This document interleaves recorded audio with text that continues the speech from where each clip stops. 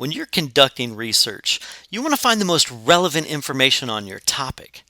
To guarantee that you're performing the most effective style of searching, you should incorporate what we call Boolean search terms.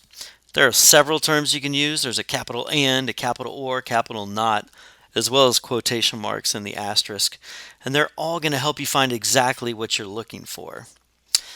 With keyword searches, you type in the word you're looking for. Let's do chair in this situation.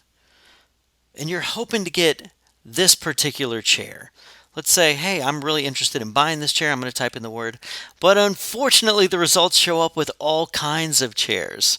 There's bean bags, there's yellow chairs, and the chair we're looking for is that one in the back left. This is where Boolean search terms can help. The first term we'll go over is a giant capital and. What capital and does is it makes all these words required. If I did chair, capital and arms, now it's saying I only want results that have both the words chair and the word arms. It's got to have both. If it doesn't have both, it's not going to show up on your results. This would give you something more like this. It would take out all the other items that didn't have both those words. Now I like to use a capital and in this situation. What capital and says is, computer, this is a command.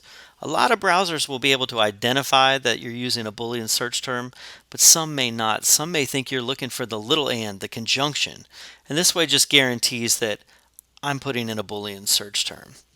Now in these toolbars, you can add as many ands as you want. Let's go ahead and let's say and short. We don't want the tall chair, we just want to look at those short chairs.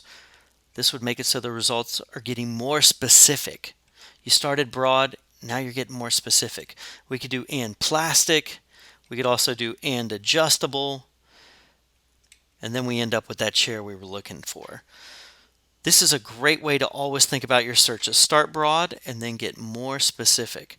Because you don't want to go too specific at the beginning. If I did all these words and then did and telephone and speaker and Ferrari, I might not get any results, or I might get some very interesting results. But you want to start broad and then gradually get more specific. Let's go to the second Boolean term, which is a capital or. Let's say we were looking for chair, but then we did capital or librarian. What this does is it says, I'll take either of those words. It doesn't have to be both. I'll take all the results that just have the word chair or the results that have the word librarian. We could do this too. We could do capital or DVD. Now it's saying, I'll take any of these results, any combination of these results, or just one of these results. Just make sure I'm getting one. This is real good when you have multiple words that mean the exact same thing. If you were looking up Bigfoot, well, the author might have written and used Sasquatch. So you could do Bigfoot, capital or Sasquatch, capital or Yeti. It's making sure that you're getting exactly what the author was talking about, even if it's a different term. The last term we can do is a capital not. Let's say you're interested in the chair, but you are not interested in the person sitting in the chair. We could do chair, capital not librarian. And that would make it so your results would not have the word librarian in them. In this case, you would just get the chair you were looking for. When you're doing these searches, a lot of times the browsers will put capital ands in between all the words. Google actually does this by default.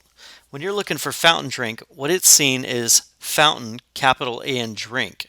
It's not seeing the words necessarily together or in that order. Well, this might get you a fountain outside on campus that hopefully students aren't drinking out of, but you never know.